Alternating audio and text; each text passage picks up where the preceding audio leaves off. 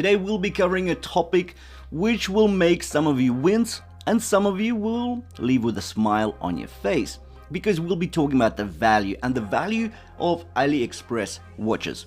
Now, as you all know, I do push out anywhere between 12 and 15 videos per month. Some of those videos are whole videos, so where I say, here are 5 watches that were just brought in, and afterwards I review every single one of those watches that we had on the hauls in a comprehensive, separate video. So at the end of the month, I usually have somewhere around 10 watches lying around after a series of comprehensive videos. So these ones I sell. Of course, some of them I may keep for myself, but most of the watches I do sell. So currently I'm wearing the Seaturtle S434. Lovely watch. Even though it's slightly big on my 6.5-inch wrist, I love the watch and I doubt I'm going to sell it. But the rest of the watches are sold. And today we'll be talking about the 9 watches I've sold over the last 2 weeks. And of course, the price paid on AliExpress plus VAT, and then of course the sale price. And I'm not even going to be deducting the 12.8% that eBay takes off me. We're just going purchase price and then we take the sale price. The watches are not sold as new. I sell them as used, but with the original packaging, as well as the warranty cards or any other documentation they come with. Also, in the condition report, I do say, not worn, but used in a video review. So they are in mint conditions, just as they were received, took him through the video, did the review, that's it, they're sold. So of course, new is potentially more expensive than used. True, but here we go. So that's the rules of the game.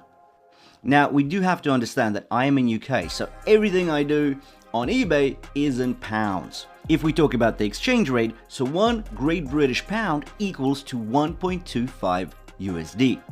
So the British currency is a bit more expensive than the American dollar. So what that means is that when we go through the prices, I'll be talking about the Great British pound price paid with the VAT and the price sold. Everything will be in the pound.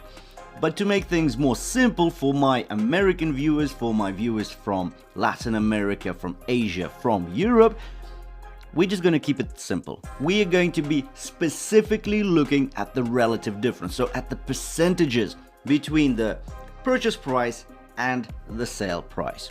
Are you ready? Can we already get into it? Let's do it. 9 watches, let's talk about it.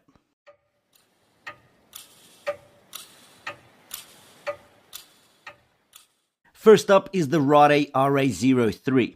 Now, this watch is absolutely amazing. I loved it. It is so vintage, it's so retro, it's the real deal. Except for a number of really bad things about it, like mineral crystal. Yeah, it's boxed. The shape, the dome is so protruding, but it's mineral crystal. It's just a very simple quartz movement. It's not a hybrid quartz where you've got the sweeping seconds hand. No, it's just the old usual quartz. And that watch cost me £45 with VAT. Okay, I sold it on eBay for £34. What that means is a loss of £11 or minus 24%. So I bought it, I did the review, I sold it, and boom, all of a sudden I lost 24%. Let's go to number 2. Another field watch, but this time it's coming from Militado, the ML05. Now that watch is 38mm. It's also got that vintage retro field watch shape, but it's better at so many things. Well, firstly, the crystal, which is also domed. Here it's sapphire crystal, not mineral. Lovely. Now, if we talk about the movement, it's also quartz, but it's the hybrid quartz. So we get the VH31, which is a sweeping seconds hand. That is awesome. So it's also a sandblasted finish off the stainless steel case. We've got the canvas strap on there. It's a 38mm diameter. Great watch altogether. We've got a screw down case back. We've got a screw and crown. This is a lovely watch. So I paid £45 for it with VAT. And I sold it on eBay for £51. So that means I actually made a profit of £6 or 13% on top of it. So a watch that's technically used is more expensive than what I've paid on AliExpress. Now that was a good buy. Right, let's keep going to the third one. The third one is Escapement Time, a watch that is very similar in all aspects to the Militado, 38mm case diameter, sandblasted finish, screw and crown, screw down case back, yet the crystal here is not sapphire, it is just mineral crystal. The canvas strap is sort of beigey, it looks a bit more bright, but I found that the quality was better on the Militado. Even the keepers, they weren't sandblasted, they were brushed, and it looked different. And I found that the Militado did do better. But what did the people think? What is the public thinking, the people that buy this watch? Well, I bought it for £50 and I sold it for 36, so at a loss of £14 or 28%. So nearly a third of the value was lost straight off. Let's look at number 4. So this is a racing chronograph by Sugess, the SG640. This is a Breitling Deus Homage, and it looks absolutely amazing. It's got the manual winding seagull movement in there, and I brought it in for £130 with VAT. Now I sold it for £105, giving me a loss of £25 or 19% loss. Okay, and now let's take a look at the Cadisen C8225. So this watch is a very budget automatic watch. It's got a stainless steel case, bracelet. It's got the Miyota 8215 in there. It's a very budget watch. It's a hackable movement, fair enough. It's got a see-through back, but there is nothing spectacular about the watch. The fact that it's stainless steel and automatic, that's what warranted the very budget price of $40 as the price on AliExpress. So you add the VAT and basically you end up with about £40. That's the value, the purchase price with VAT. I sold it for £26, giving me a loss of £14 or 35%. So more than a third of the value was lost straight away. That's what the market thinks this watch costs. An automatic stainless steel watch with sapphire crystal, but it's a dress watch and it just doesn't look spectacular.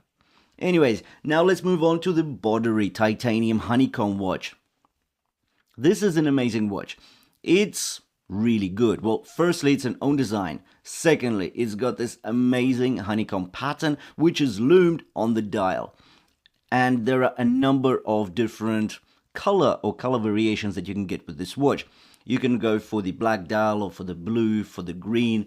They've also got some bronze case materials. So it's either bronze or titanium. There's no stainless steel option. This is a really nice watch. It looks premium. It feels good.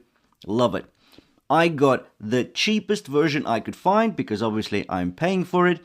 And I picked it up for £130. That's including VAT. I sold it on eBay for £82, giving me a loss of £48 or 37%. So straight off the bat, I bring it in, I do a review, and actually that review didn't get me that many views. I think it's just crossed 1,000 views after about a week of just being up on the channel. So not a very successful video, but straight off the bat, I lost almost 50 quid or 37%. So not very happy, even though I thought, wow, that watch is so hot.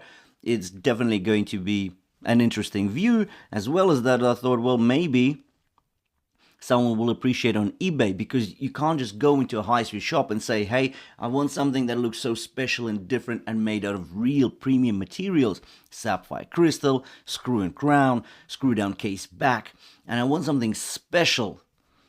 Yeah, you'll be paying thousands. But here apparently, if you get all that on a watch, you're going to get £82 for it.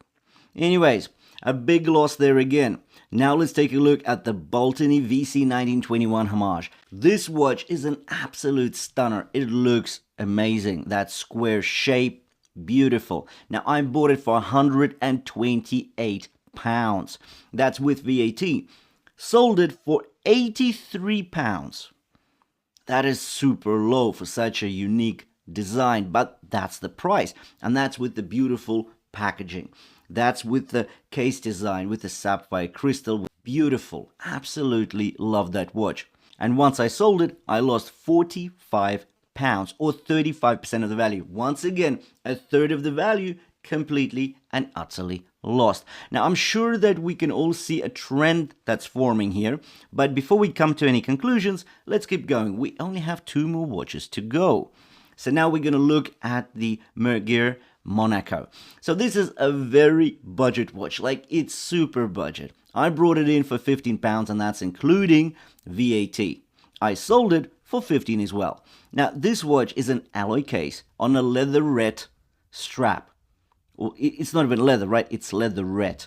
It looks super cheap, but there's something about it. It's a fun watch. It's like a novelty watch. That's what you can think about it like. And still, I got it in for a very cheap price, and it was sold for a very cheap price, 15 and 15. So that gave me a 0 loss on it, which is great, right? So I brought something cheap in, I reviewed it, I sold it, no money lost. Done. So far, so good. Now let's go to the last watch, and this is a true diver, actually one of my favorite watches, the Steeldive SD1970. So I picked up the watch for £50. That's including VAT. And I sold it on eBay for £59, giving me a profit of £9 or an uplift of 18%. 1/8. So this is actually the best-selling watch. This was the watch that actually brought me in some money and I didn't lose tons of money on. And you will have noticed that there's no Pagani designs in the selection, simply because I'll be selling some Pagani designs in the next batch. And I'll be doing these kinds of videos now every 2-3 weeks because I want you to know what your watch is really worth. Considering this channel is all about value, we look for value, we try to find it. Of course, value is in the eyes of the beholder. To me, I might really like a mysterious code watch, and I'm ready to pay 50, 70, 80 bucks for it.